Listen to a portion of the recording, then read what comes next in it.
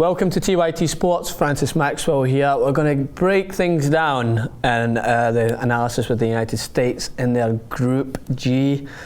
We'd hate to try and focus just on the United States, but we're here. I live in this country, so any sort of broadcast that we can get that highlights the beauty of this game, then I'm going to jump on board.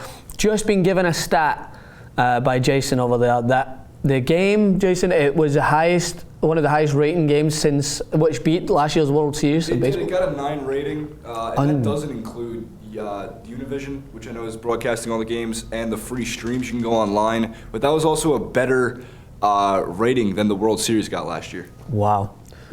I gave all you American television watchers out there the Turk of the century for that, because that is great news. I mean, I was contemplating whether I'm going to live in this country or not, but if you start getting more on board with football and change it from soccer to football and change American football to American hand egg, because that's what it is, then I will definitely join in on this. Then I will definitely stay here and you guys can see more of me. To go to Group G analysis. So the United States advances. It's easier to talk about the US because then it brings everything else into perspective in this. The United States advances if they just do one thing. They can just beat Germany. I mean, it's definitely doable, right? Oh wait, I said before this tournament it's going to be one of the hardest things to do. Watching them against Ghana, people are like, oh well, they're human. I mean, they can concede goals. The Germans have this problem with Game 2. They since 2002 they won, I think, a last-minute goal against Poland. That's the only time in I think the last 4 or 5 World Cups that they've won their Game 2 in the group stage. They struggle. They have tied or lost usually, drawn or lost usually in these games. So I think that was just a minor glitch. I think they'll hit form again against the US. We'll have to see how it goes. I think they're hungry out there to get back into winning ways before they go into the last 16, which I think they'll do. But if the US ties Germany and Portugal tie their match, then they go, Portugal and Ghana, tie their match, then they go through automatically as well. However, things get really complicated if the United States loses.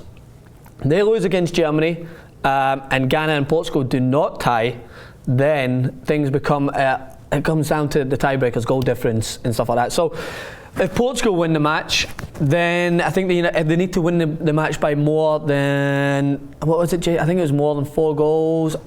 Portugal's got to win by like 6 goals or something like that. Yeah, Portugal's got to score like 18 goals, so Ronaldo needs to score a good couple of hat-tricks in there. Anyway, not to get into the sheer logistics of it, if Portugal wins, they have to outdo the United States' goal difference, which is going to be hard because they lost 4-0 against Germany. Saying that the United States only lose by 1 or 2, then they'll still go through, with Ghana and Portugal being eliminated. But as you know, Portugal are going to be going out to win this game. Ronaldo, I'm sure, is going to get back, trying to rile his teammates to get something, as he did that last minute against the US. He hasn't been performing at his best, but as I like to go back to and say, you can never count a team out with one of the world's greatest players because they can hit you at any moment. So Ghana, on the other hand, lost their first match by only 2-1 against the United States. So if Ghana wins and the US loses, the tiebreaker is going to come very close.